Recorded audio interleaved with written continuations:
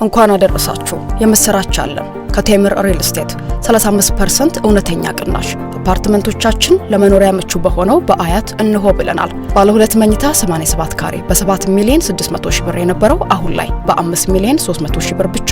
በባለ 3 መኝታ በ139 ካሬ 15 ሚሊዮን 290 ሺህ ብር የነበረው አሁን ላይ በ9 ሚሊዮን 938 ሺህ ብር ብቻ። ልብ ይበሉ ቅናሹ የሚቆየው ለጥቂት ጊዜ ብቻ ነው። በተጨማሪም በፒያሳና በጋርመንት ላይ የመኖሪያ ቤትና የንግድ ሱቆችን በመሸጥ ላይ እንገኛለን። ለበለጠ መረጃ በ0973 96 9469 ላይ ይደውሉ። ቴምር ሪል ስቴት።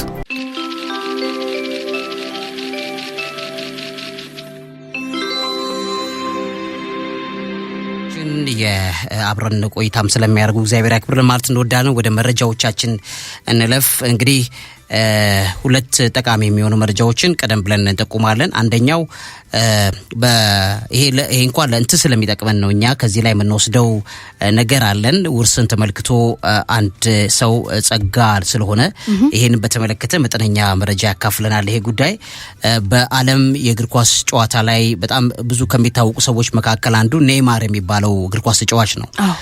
መቼም እኔ ብዙ ተከታታይ አይደለሁም፣ ነገር ግን ብዙ ሰዎች ደግሞ ከሚወዷቸው እግር ኳስ ተጫዋቾች መካከል አንዱ ኔይማር ነው ተብሎ ነው የሚታመነው። ይሄ ሰው እንግዲህ በጣም የሚገርም ደረጃ ከፍተኛ የሆነ የውርስ ሀብት አግኝቷል እና ይሄ የውርስ ሀብት ከመንፈሳዊ ዓለም አንፃር ሰዎች ውርስ የሚባለውን መረዳት እንዲችሉ በመጠኑ የምናየው ይሆናል። ከዛ አስቀድሞ የኢትዮጵያ ነዳጅን የሚጠቀሙ ከባድ ተሽከርካሪዎች ወደ ሀገር ውስጥ ማስገባት እንግዲህ ኦልሞስት በይፋ አግዳለች ማለት ነው። ይሄ በጣም የሚገርም ነገር ነው። ኦልሞስት እንደዚህ በነዳጅ የሚሰሩ ትላልቅ የጭነት መኪናዎችንም ጨምሮ ከዚህ ቀደም የሚታወቁ የቤት መኪናዎች አውቶሞቢል ሌሎችም በነዳጅ ነው የሚሰሩት፣ የታገዱት ኤሌክትሪክ ነው የሚጠቀሙት። በጣም ትላልቅ የጭነት መኪናዎች እንግዲህ ከዚህ በኋላ በናቹራል ጋዝ ወይ በተፈጥሮ ጋዝ ፊውልድ የሚሆኑ መኪናዎች ኢምፖርትድ እንዲሆኑ እንደገና ኢትዮጵያ ውስጥም ያሉት ወደዛ እንዲቀየሩ ማለት ነው። አሁን በጣም የሚገርመው እኔ ህንድ ሀገር ነግሬሽ እንደሆነ አላቅምና ነዳጅ ማደያ በፊት እኔ ማቃቸው ነዳጅ ማደያዎች አልነበሩም። እኛ ያለንበት ዩኒቨርሲቲ አጠገብ ነዳጅ ማደያ የነበረውና ከሆነ ጊዜ በኋላ ነዳጅ ማደያው ተቀይሯል። ታዲያ በምንድነው እየሞላችሁ ያላችሁ ታሩ አፉ አስከፈተና ሞተር ቤቱ ላይ በሆነ ነገር ሲሞላ አየው። ምንድነው ይሄ የሚሞላው ስለው ነዳጅ አይደለም አለኝ። ነዳጅማ በቃ ሀገራችን አትችልም አሁን አለ።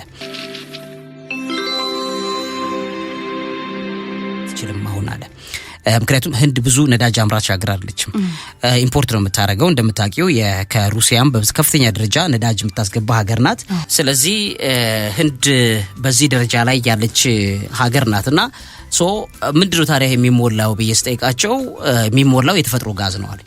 ይሄ የተፈጥሮ ጋዝ ስለዚህ ወደ ብልክ እንደንትን የሆነና ነዳጅ መሙያ አፍንጫዎቻቸው ሞተር ቤታቸው ይከፈትና አፍንጫቸው አካባቢ ላይ የሚሞላው ማለት ነው። ይሄ ናቹራል ጋዝ ፓወርድ የሚባሉ መኪናዎች ቬሂክልስ ዓለም ላይ አሁን ሌላ አማራጭ ሆኖ ቀርበዋል ማለት ነው። ስለዚህ መኪና ውስጥ የሚገባው ጋዝ ነው ማለት ነው። የልክ ይሄ እንደ ጊዮን ጋዝ አይነት ጋዝ የሚጠራቀሙዋል። አሁን የጊዮን ጋዝ አይነት እኮ ናቹራል የተፈጥሮ ጋዝ ወደ ኤሌክትሪክ ወደ ለኩሰሹ ወደ ምግብ ማብሰያነት ቀይረዋል። በተመሳሳይ ሁኔታ ደግሞ እነዛ ኤንጂቪስ የሚባሉ ናቸው። እንደዛ አይነት መኪና አሁን ናቹራል ጋዝ ፓወርድ ካርስ የሚባሉት እንደነዚህ አይነትና ሊኩፋይድ ጋዝ ናቹራል ጋዝ የሚባል ኤልኤንጂ እንደ ፊውል ሆኖ እንደ ነዳጅ ሆኖ ዓለም ላይ አሁን እያገለገለ መጥቷል ማለት ነው። ስለዚህ ነዳጅን ከውጭ ማስገባትን ይቀጥብልሻል ማለት ነው። ብዙ እንዳታስገቢም ሊያደርግሽ ይችላል ማለት ነው። እንግዲህ ይሄ በተለይ ከኢሚሽን አንፃር በጣም ክሊነር ኢሚሽን እንዳለባቸው የሚታወቁ ናቸው። የካርቦን ዳይኦክሳይድ ልቀታቸው በጣም ዝቅተኛ እንደሆነ እንደገና ደግሞ ሎ ፊውልድ ኮስትስ ናቸው። በጣም በትንሽ ፕራይስ ነው ሞልተሽ መኪናሽ ረጅም ርቀት መሄድ የሚችለው። እነዚህ ከጋዞሊን መኪናዎች በጣም የተሻለ ዋጋ በጣም ርካሽ የሆነ ዋጋ ምትሞያቸው ይሆናሉ ማለት ነው። እንግዲህ ኢትዮጵያ ይሄ ተፈጥሮ ጋዝን አሁን ካወጣችና እንግዲህ ሰሞኑ ተመርቋል ስራ ላይ ያዋለች ከሆነ እንደዚህ ጋዝ ማደያዎች በየቦታው ላይ የሚሆኑ ከሆነ ሰዎች የነዳጅ መኪናዎች ወይም ቤንዚን መኪናዎች ከጥቅም ውጪ የሚሆነው ነገር እየጨመረ ሊያስመጣው እንደሚችል የሚታዩ ነገሮች እንዳሉበት ይታያል። ስለዚህ እነዚህ ፊውል ታይፓቸው ኤንጂቪስ የሚባሉ ናቸው። እንግዲህ በተለይ የነዳጅ ተፈጥሯቸው ምናልባትም በኮምበስችን ሂደት ላይ የሚመጣ እንደሆነ ይታወቃል። ኮምበስችን ልክ ተቀጣጥሎት እንደሚያመጣው ማለት ነው። ልክ በመቀጣጠል የሚመጣ ሂደት ነው የሚሆነው። ስለዚህ የተፈጥሮ ጋዙ በተለይ ሚቴን የሚባለውና ከዛ ጋርም ደግሞ ተያይዞ ያሉ ሌሎች ጋዞች ተጨማሪ ሆነው የመኪናን ኃይል ማንቀሳቀስ የሚችሉበት ዓለማችን እየተጠቀመች ያለችበት ነገር ነው። እኔ ህንድ ሀገር ያየሁት ነገር ብዙ ጊዜ ነግሬሻለሁ ከዚህ ቀደምና ለምንድን ነዳጅ የሚወጣው እንደዚህ ከሆነ የተፈጥሮ ጋዝ ማምረት የሚቻል ከሆነ ለምን ነዳጅ ለመኪናዎች? ምክንያቱም ኢሚሽን ፍሪ ነው። እንደገናም ደግሞ ነዳጅ ሲሆን እርጥበት ያለው ነገር ነው መኪናሽ ውስጥ የምትከቺው። ይሄ ግን ጋዝ ነው የምትከቺው። ጋዝ ነው የሚገባው። ሶ ኢሚታውት የሚያደርገው ማይታይ ነገር ነው የሚገባው፣ ማይታይ ነገር ነው የሚወጣው። ሶ የሚታዩ መኪናዎች እንደዚህ የጋዝ ልቀት ጭሳቸው በጣም ብዙ ለውጥ እንዳለው ይታወቃል በአካባቢ ላይ ማለት ነው። ሶ እንደዚህ አይነት ነገሮች ብዙ ቬሂክሎች አሁን በኤዥያዎች ላይ በተለይ እንደዚህ አይነት መኪናዎች በጣም ጥቅም ላይ እየዋሉ ነው። በኢራን ለምሳሌ በፓኪስታን አሁን ኢራን በከፍተኛ ደረጃ የነዳጅ አምራች ሀገር ናት። ነገር ግን መኪናዎቿ በአብዛኛው በተፈጥሮ ጋዝ በናቹራል ጋዝ ነው ጥቅም ላይ የምታውለው ኢራን እንኳን ማለት ነው።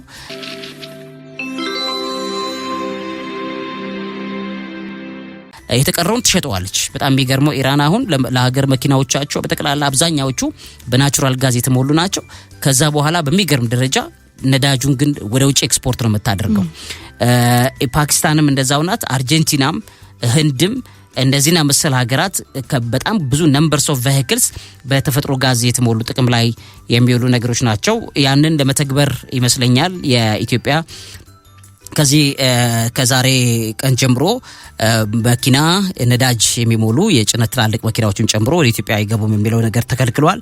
እንግዲህ እንደሚታወቀው በሶማሊያ ክልል ከ111 ሚሊዮን ሊትር ማምረት የሚችል የኦጋዴን ፈሳሽ የተፈጥሮ ጋዝ ፕሮጀክት እንደተመረቀ ከትናንት ወዲያ ማለት ነው። ስለዚህ 1.3 ቢሊዮን ሊትር በአመት ያመርታል የተባለ የፕሮጀክቱ ሁለተኛው ምዕራፍ ግንባታም እንደተጀመረ ሰምተናል።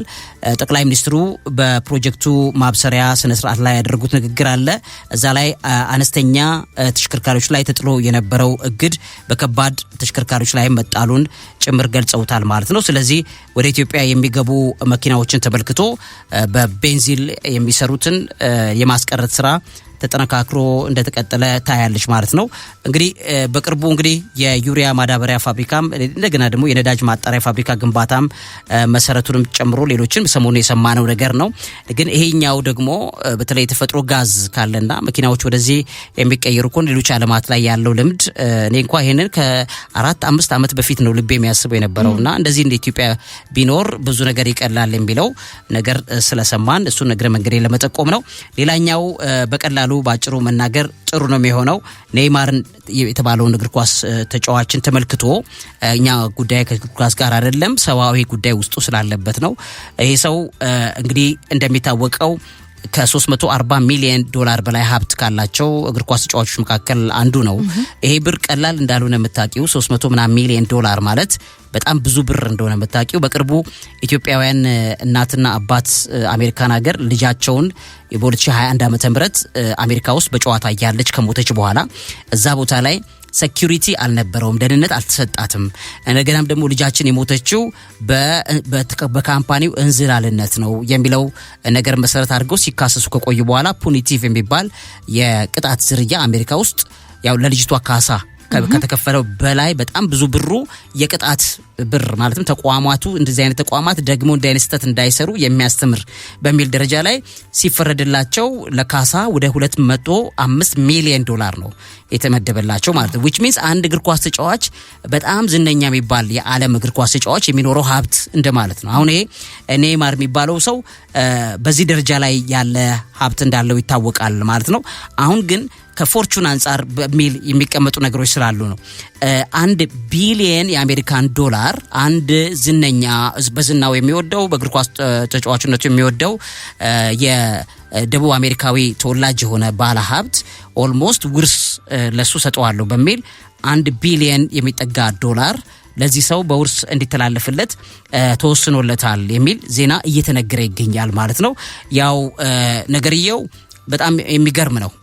እንትኑም ራሱ ሲስተሙ በራሱ ደስ የሚል ነው። የሆነ ሰው የሆነ ሀብቱን ለሰው ሲሰጥ ማለት ነው። ነገር ግን 1 ቢሊዮን የሚያክልን የአሜሪካን ዶላር ሀብት ለአንድ እግር ኳስ ተጫዋች ከመስጠትና በአፍሪካ ውስጥ በዛው ኤዥያ ውስጥ በጣም ብዙ እዛው ደቡብ አሜሪካ ውስጥ በጣም ብዙ የተራቡ ደቡብ አሜሪካ ማለት እንግዲህ ላቲን አሜሪካ ከፍተኛ ድህነት ካለባቸው ቦታዎች አንዱ ነው። እንግዲህ እዛ ቦታ ላይ ከፍተኛ ድህነትና ረሃብ ባለበት በጣም ብዙ ችግረኛ ባለበት ብዙ ወጣቶች ብዙ ልጆች ትምህርት ቤት መሄድ አቅቷቸው ብዙ ዋጋ በሚከፍሉበት ዓለም ላይ ለአንድ በገንዘብ ለጠገበ ስፖርት ተጫዋች ነገርየውን ወስዶ 1 ቢሊዮን የሚያክል ዶላር ሲሰጥ ነገሮችን የምናይበት ነገር በብዙ መልኩ መታየት መቻል አለበት ማለት ነው።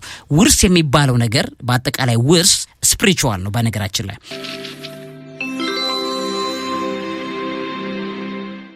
ውርስ የሚባለው ነገር ስፒሪቹዋል ነው፣ መንፈሳዊ ነው። ነገሮች እንደቀላል አይታዩም። በመንፈሳዊ ዓለም በእግዚአብሔር ዓለም ላይ ውርስ የሚሰጣቸው ውርስ የሚሆኑ ነገሮችን ስታይ በከፍተኛ ደረጃ መንፈሳዊነታቸው ከመንፈሳዊ ጸጋ ጋር አብሮ የሚተላለፍ እንደሆነ ታውቂያለሽ። ከዛ ያ መንፈሳዊ ጸጋ የእግዚአብሔር ጸጋ ነው ያለበት። የሰዎች ሀብትና በረከታቸው ወደ ልጆቻቸው ሲተላለፍ በእግዚአብሔር ዓለም ላይ ሲሆን ያ ለሚሊዮኖች መፍትሄ ያመጣል የሚል አንድምታ አብሮት አለው ማለት ነው። አንድ ሰው ለምሳሌ ዳዊት ለልጁ ለጠቢቡ ሰለሞን ያስተላለፈለት ሀብት አለው፣ በረከቶች አሉት፣ ኢንሄሪተንስ አሉ። እንደገናም ደግሞ እሱን በብዙ መልኩ ይታያል ማለት ነው። ያንስ ያስተላልፍለት ዳዊት ለሰሎሞን ሰለሞን በዛ ሀብቱና በዛው ጸጋው የእስራኤልን መንግስት ብዙን ያስፋፋው። እንደሚታወቀው በሰለሞን ዘመን ላይ እስራኤል እንደዛ ተስፋፍታ አታውቅም ነው የሚባለው። ያንን ነገር መድገም አቅቷታል ነው የሚባለው። ጠቢቡ ሰለሞን ከፍተኛ ግዛቶች ነበሩት በእስራኤልን በጣም በብዙ ግዛቶች ውስጥ ያጥረቀለቀ በከፍተኛ ሀብት የመሰረተ ሀገሪቱን በጣም ፓወርፉል አድርጓት የነበረ ነው። እንደገናም ደግሞ አንድ ነበረች እስራኤል የዛ ሰዓት ላይ እስራኤል የተበታተነችውና የተከፋፈላችው ከዛ በኋላ ነው። ምክንያቱም ጠቢቡ ሰለሞን በመጨረሻው እድሜው ላይ ከደከመ በኋላ ልጁ ሲወለድ በጠቢቡ ሰለሞን ላይ የነበረው የመጨረሻው እግዚአብሔርን ያሳዘነበት ነገር በልጁ ላይ ከወደቀበት በኋላ እስራኤል ተላልፋ ተሰጣለች፣ ተከፋፍላለች፣ ተበታትናለች። ይሄ ሀብት ግን ከዳዊት ወደ ሰለሞን ሲወርድ ሰለሞን ሀገር አስፋፍቶበታል። ብዙ ዌልዝ ብዙ ጥበብ ብዙ ነገሮችን በትኖበታል። እንደገናም ደግሞ በመጨረሻው ዘመን እንኳን ጌታችን ሲነግረን የሰለሞንን ጥበብ ለማየት የሄደች የነበረችው የደቡቧ ንግስት ወይም ንግስት አዜብ ወይም ንግስት ሳባ ማለት ነው ለመጨረሻው ዘመን ላይ ለፍርድ ለምስክርነት እንደምትገለጥ ታውቋል። ለምን? ጥበብን ፍለጋ ነው። ጥበቡ የሰለሞን አልነበረም፣ ጥበቡ የእግዚአብሔር ነው። የእግዚአብሔርን ጥበብ ተደንቃ ነው ጠቢቡ ሰለሞን አውሮፕላን ሰርቶ ምናምን ጀት ሰርቶ አይደለም የተደነቀችው። ነገር ግን የእግዚአብሔር ጥበብ እንዴት በሰው ልጅ ላይ ይገለጥ እንደነበረ ለማየት ጥበብን ፍለጋ ነው የሚለው። ዓለም ላይ ያ መንፈሳዊ ዊዝደም ያ መንፈሳዊ ሬቨሌሽን ያ መንፈሳዊ መገለጥ የታየባቸው ሰዎች ስላልነበሩ ይህች ንግስተ ሳባ ወይም ደግሞ ንግስት አዜብ የሄደችው የነበረችው እግዚአብሔር እንዴት በሰዎች ላይ ጥበቡን ገልጦ በምድር ላይ እንደሚሰራ ለመደነቅ ነው የሄደችው። የፈለገችው የነበረው እግዚአብሔርን ጥበብ ነው። ለምን? ልቧ እግዚአብሔርን ይጠማ የነበረች ሴት እንደነበረች እናያለን ማለት ነው። ያቺ ሴት የሄደችበት ጉጉትን በመጨረሻው ዘመን ላይ የሚፈልጉ ሰዎች ጥፋታቸው ምን ያህል እንደሚመጣ እግዚአብሔር ሊያሳይ ይቺ ሴት በመጨረሻው ዘመን ላይ ለፍርድ ለምስክርነት ሆና ትገለጣለች ብሎ ያስቀምጣል። ስለዚህ ያስቀምጧል። ያ ነገር መሰረት ተደርጎ ሲታይ ውጤቱ የኢንሄሪታንስ ወይም ደግሞ ውርስ የሚባለው ነገር አንድምታው ምን እንዳለበት በውስጡም ያሳየናልና በዛ ላይ መጠነኛ ቆይታ እናደርጋለን። ከመሸጋገሪያዎች በኋላ ተመልሰን እንገናኝ። ዕውቀት ታላቁ እግዚአብሔርን ታከብራለች።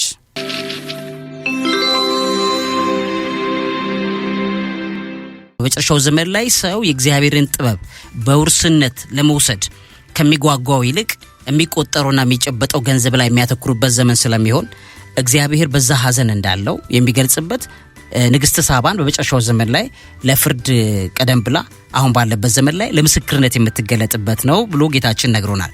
ምናልባት ይሄ ምን ሊሆን ይችላል ብለን ካሰብን ሊሆን ከሚችሉት ነገሮች መካከል አንዱ ኢትዮጵያውያን በመጨረሻዎቹ ዘመናት ላይ ምስክር ሆነው ለዓለም የሚቀርቡበት ነገር ሊፈጠር የሚችልበት ነገር እንዳለ ውስጡ ታመላክቻለች። ሌሎችም የሚሰሩ ትንተናዎች አሉ በሌሎች ዓለማት ላይ ማለት ነው። ሶ መንፈሳዊ ውርስ የሚባለው ከመንፈሳዊነት ወደ መንፈሳዊነት የሚተላለፍ ትልቅ ነገር ነው። ገንዘብም ሊኖረው ይችላል፣ ሀብትም ሊኖር ይችላል፣ ምንም ወርቅም ሊሆን ይችላል። ግን ከምንም በላይ ደግሞ በጥበብና በጥበብ ውስጥ የሚገለጥ የእግዚአብሔር ጥበብ ሲሆን ያ መንፈሳዊ ውርስ እንደሆነ በትክክል እናያለን ማለት ነው። በመንፈሳዊ ውርስ ውስጥ በጣም ብዙ ነገር ሲናገር ለምሳሌ በትንቢተ ኢሳይያስ ምዕራፍ 54 ከቁጥር 17 ላይ የእግዚአብሔር አገልጋዮች ውርስ ይህ ነው ብሎ ያስቀምጠዋል ማለት ነው። የእግዚአብሔር አገልጋዮች ውርሱ ይሄ ነው ተብሎ የተቀመጠበት ነገር መንፈሳዊ ጸጋ እንደሆነ እናያለን ማለት ነው። ምን ይላል ቁጥር 17 ላይ ትንቢተ ኢሳይያስ ምዕራፍ 54 ቁጥር 17 አንቺን ለማጥቃት የተሰራ ማንኛውም መሳሪያ ይከሽፋል፣ አንቺን ለመክሰስ የሚነሳ ምላስ ሁሉ ትፈርጅበታለሽ። እግዚአብሔር አገልጋዮች ውርሳቸው ይህ ነው፣ ጽድቃቸውም ከኔ ዘንድ ነው በሚል ያስቀምጠዋል ማለት ነው። ስለዚህ ምን ማለት ነው? ከእግዚአብሔር ውርሶች መካከል ትልቁ ነገር ምንድነው? ሰው ሊከሰን የተነሳ ሊፈንድብን የተነሳ ሊያጠቃን የተነሳውን እግዚአብሔር የሚያሳፍርልን መንፈሳዊ ጥበብ የሚገልጽበት አንዱ እንደሆነ እዛ ውስጥ እናያለን። ይሄ ውርሳችን ነው ይላል። ምን ማለት ነው? ከአባታችን ከእግዚአብሔር ለልጆቹ ለኛ የሚያወርሰን ጸጋ ቢኖር ገንዘቡ፣ ወርቁ፣ አልማዙ መጀመሪያም አውርሶን አይደለም ሰጥቶን ነው። የሚገርመው ለአዳምና ለሔዋን ይሄ ምድርን ግዙት፣ አስተዳድሩት የናንተ ነው ብሎ ከሰጣቸው በስጦታ ነው የተሰጣቸው፣ አውርሷቸው አይደለም። ምክንያቱም እሱ ሕያው የሆነ አምላክ ነው። ውርስ ብዙ ጊዜ ሕያውነት ከተቋረጠ በኋላ ወይም ደግሞ አለመኖር ሲቋረጥ ለቀጣዩ እንዲተላለፍ የሚደረግ ነገር እንደሆነ ይታወቃል። እግዚአብሔር ግን ውርሱ ጸጋው እንደሆነ እናያለን ማለት ነው። ትልቁ መንፈሳዊ ጸጋ የእግዚአብሔር መንፈሳዊ ሕይወት መንፈሳዊ ጸጋ የሚተገበርበት እንደሆነ እናያለን። ለምሳሌ አሁን ኔይማር የሚባለው ሰውዬ $1 ቢሊዮን የአሜሪካን ዶላር ሰውየው ለቅልሃለሁ ብሎ ሲለው እንግዲህ ሰው በጣም ባለሀብት ነው። ስለዚህ ሊሞት ወይም ኦልሞስት በዛ ደረጃ ላይ ያለ ሰው ነው ሊሆን የሚችለው። ያንን አድርጋለሁ ብሎ ሲል መንፈሳዊ ውርስ ቢሆን ኖሮ ነው። መንፈሳዊ ውርስ ቢሆን ኖሮ ውርሱ ሊሰጥ የሚችለው ለድሆች፣ ገንዘብ ለሌላቸው፣ ጤና ሆስፒታል በጣም ብዙ ይገነባል። $1 ቢሊዮን የአሜሪካን ዶላር ማለት በጣም ብዙ ሆስፒታል መገንባት የሚችል ነው እና በአፍሪካ ላይ መጥቶ የ$1 ቢሊዮን የአሜሪካ ዶላር ሆስፒታሎችን በየተለያዩ ቦታ ላይ ገነባለሁ ብሎ ቢነሳ ይሄ መንፈሳዊ ውርስ ይባላል። ለልጁ ሲሰጥ የተባለው ምንድን ነው? ፎርቹን ነው የሚለው። ራሱም ሲናገሩ እነሱ ኔይማር የሚባለው እግር ኳስ ተጫዋች ጉድ ፎርቹን አሜዚንግ የሆነ ፎርቹን ተሰጠው። $1 ቢሊዮን የአሜሪካን ዶላር ፎርቹን ነው እነሱ የሚሉት። ለምን? ፎርቹን ስቲል አጋንንታዊ መንፈሳዊ ውርስ ነው። ያም በምንድን ነው የሚመጣው? በእውነትና በሐቅና በእውነት አይደለም። ማለት ምን ማለት ነው? ለምሳሌ ገንዘቡ የመጣበት መንገድ የሚወጣበትን ይወስነዋል ይባላል። ስለዚህ የመጣበት መንገድ ምንድነው ብለሽ መጠየቅ ትችያለሽ ማለት ነው። መንፈሳዊ አገልግሎት ሊውል አይችልም። ፎርቹን ምንድነው? ፎርቹና ብለው በጥንት ሮማዎቹ ያመልኳት የነበረ ጣዖታዊ መንፈስ ምንድነው ስራዋ ቢባል ገንዘብ ስናጣ እሷን ብንጠነቁል ገንዘብ ትጠናለች የሚል አይነት። ስለዚህ ገንዘብ ሲመጣልን ከፎርቹና ጣዖት ነው የመጣው የሚል አንድምታ ስላለው ፎርቹን የሚለው የእንግሊዝኛ ቃል የመጣው ከዚህ ፎርቹና ከምትባለው ጣዖት እንደሆነ ይታወቃል። ለዚህ ሰው ተሰጠ ሲባልም ፎርቹና ነው እንጂ ውርስ የሚለው ነገርን አትጁም ማለት ነው። እዚህ ጋር የፎርቹና ስፒሪት እንደሆነ ታያለች። ውርስ ከሆነ ማለትም የእግዚአብሔር ውርስ ከሆነ የሚሰጥ ጸጋ ከሆነ ጸጋው በትውልድ ላይ በበረከት መልኩ የሚገለጥ እንደሆነ እዛ ውስጥ ልንረዳው ይገባል ማለት ነው። ሀብትም ቢሆን ጸጋም ቢሆን በጸጋ ለሰዎች የሚገለጥ ሰዎችን የሚታደግ ለሰዎች አልፎ በጣም ብዙ ነገር የሚያደርግ ገንዘብ ሲሆን ፎርቹን አይደለም። ይሄ በትክክለኛው ሰው እየተሰጠው የሚባለው መንፈሳዊ ውርስ እንደሆነ ታያለሽ።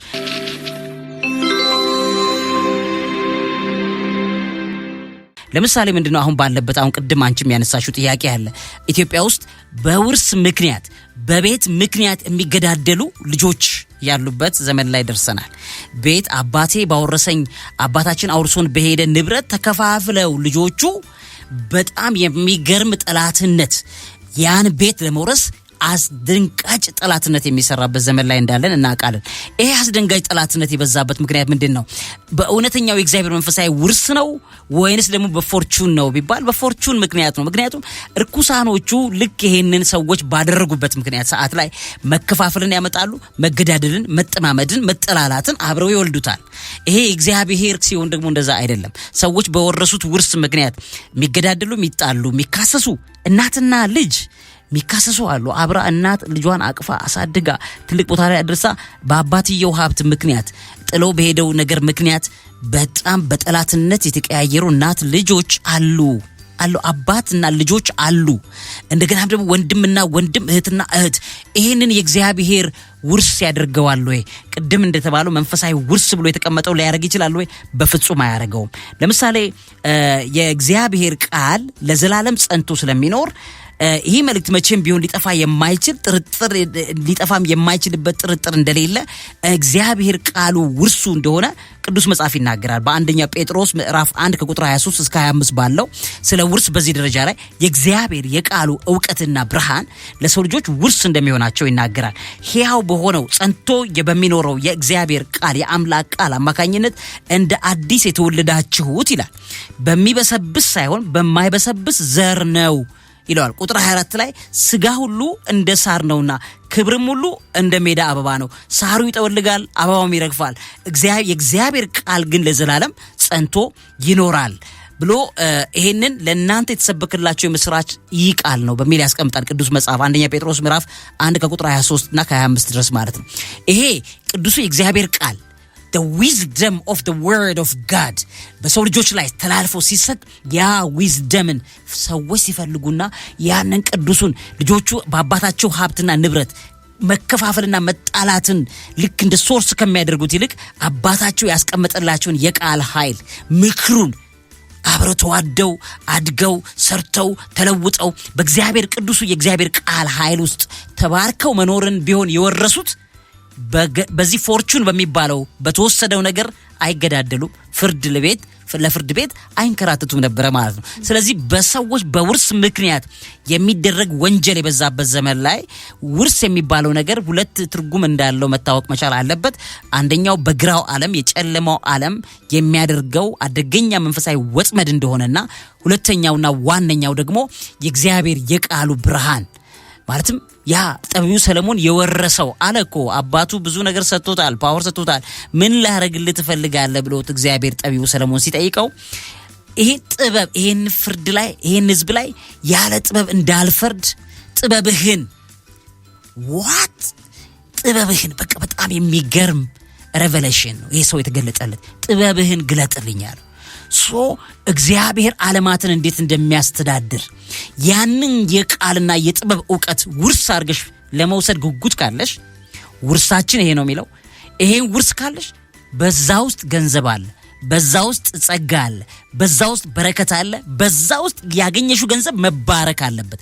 ደም የለበትም በዛ ውስጥ። በደም ምክንያት የሚመጣ ሀብት አይደለም ያለው ማለት ነው። መንፈሳዊ ውርስ የሚባሉት ነገሮች ምንድናቸው?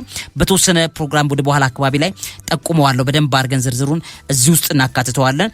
ዛሬ ሌላኛው ፕሮግራማችን መሰረት የሚያደርገው ባለፈውም እያየን እንዳለ ነው ህልምና ራእይ ላይ በደንብ አድርገን ብሪፍ እናደርጋለን። ግን ቤተሰቦች ካለው ነባራዊ ሁኔታ አንጻር ይሄን ፕሮግራም እንዲቃኙት ኔይማር የሚባለው እግር ኳስ ተጫዋች ይሄን ያክል $1 ቢሊዮን ፎርቹን ተሰጠው ሲባል እልልል አይደለም እንደሌላው ወይም ማለት ነው ሌላ እይታ ነው ማየው።